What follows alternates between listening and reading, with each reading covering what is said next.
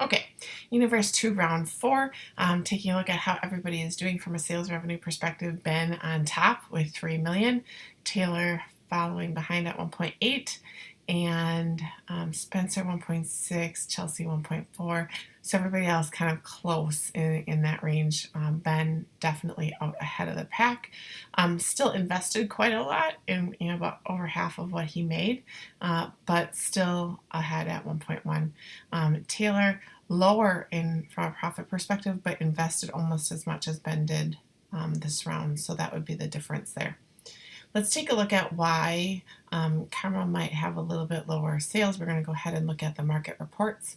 And looking at the market reports, we can see that Spencer or Taylor at 22, but leading the market with Tech 2.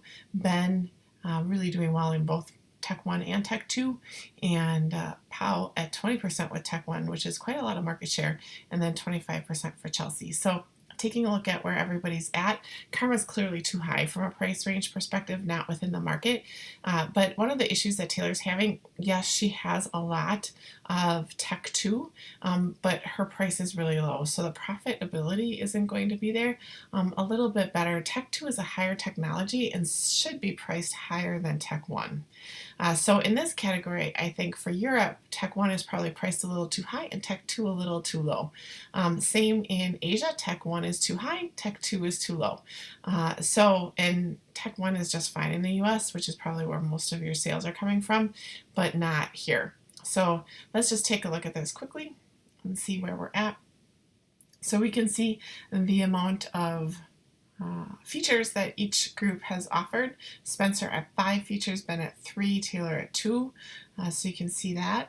The price range for Tech 2 and Tech 3, again, too high for Karma, so it just needs to adjust that price to a more realistic number. And then if I'm just going to flip through to Asia, I'm just checking to see if anybody ran out of product here. Not seeing anything. Yep, so Powell ran out a little bit in Europe from a technology perspective. Ben ran out of Tech 2 in Europe. So a couple of things that I'm going to go ahead and take a look at in a minute, and I'll help you guys out with that. So from a production perspective, Ben sold out 100%, but it did not look like he ran out of too many products just in Europe. So very well matched here, so something to consider. Chelsea at 98, so really watching kind of where you're at too. Both very high. Powell not bad at 81%, that's still pretty good. Taylor, lots of room here. So if I look at details, one of the things that you can notice is how many plants folks have, and this is way too many plants. So I would probably stop here. Spencer probably has plenty enough too, don't need to grow on that. But if you only have 12 and you're already at 100%, you may want to look at maybe building a couple in Asia, because Asia is a pretty big market. So for those that like Ben as an example, Chelsea I think was close, Powell was close, you may need to start using some contract manufacturing. For those that were not close, Sarah and Taylor as an example should not use any contract manufacturing. You should be using your own manufacturing, so no contract manufacturing. So I'm going to go ahead and take a look at the decisions and just show you some examples of some things that I have found. So I'm just going to take a look at Taylor's real quickly here, and I'm going to look at marketing first. So one of the things that I notice here is Taylor, I'm just going to check round 4 real quick. Yeah, not much. So still the same issue. When you purchase a feature, you have to update it here. So this should be 7 and this should be 4. You need to make sure that you're updating your features. That will update the cost. And you can see where your cost is. So when you price Tech 1 with 7 features at $180, you're not making very much money.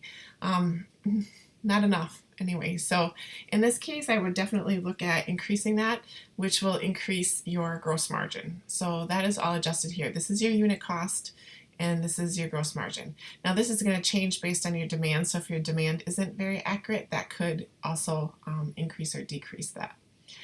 Right here, your unit cost for Tech 2 is $138, and you're only charging $150 for it. You're not making enough on this product at all. So this should be upwards into this area. Also, when you look at Asia, Asia is going to be the same thing. You need to up that. Also understand that your promotion in each area is in US dollars. So I don't know if there's a reason to vary it. For Europe, you're not really advertising very much, and so I'd pay special consideration to that. So when I take a look at this, this is going to increase, and then it decreases your gross margin. So 250 is probably, I don't know why your unit cost is so much higher for Tech 1. Oh, you have 7 features, so, and you haven't used them yet, so you're going to have to pay for that. So that's probably where you're going to need to be in Europe. It's a little high based on where your competition is at. Maybe you want to be like this, and keep this one a little bit higher so you can make some money. That's maybe where I'd want to be. Again, take a look at where everybody else is at. Just because you're low cost does not mean that you're going to be successful, because you do need to make a profit, and that's really important. The next thing I'm going to go ahead and take a look at is demand.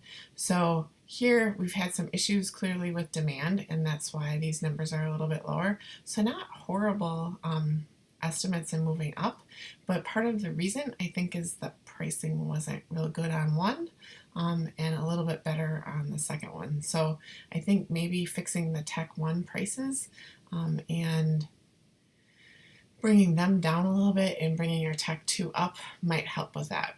So that might be something to consider.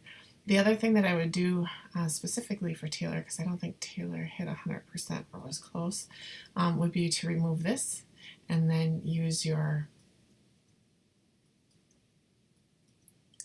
own production, because you're not using that to 100%. And when you're not using this to 100%, you shouldn't be using that.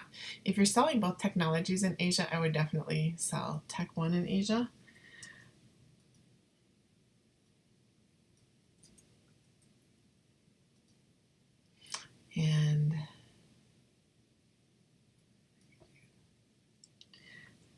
And this might change now. You might change your forecast based on your adjustment of prices, but maybe do something like that. So it doesn't have to be perfect, but I would definitely take that out of the mix. Sometimes it's cheaper, but this is where I'd revisit the marketing now, because if you look here, it's $100 US to make it yourself, 210 to outsource it. Same with Tech 1, so you're spending a lot more money. I'm guessing your prices are going to be a lot less now.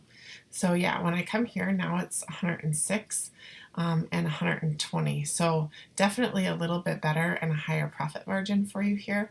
I think Europe and Asia was where we struggled a little bit more from a pricing perspective. So yeah, so now your selling price here in Asia, I'm going to adjust this to the 7.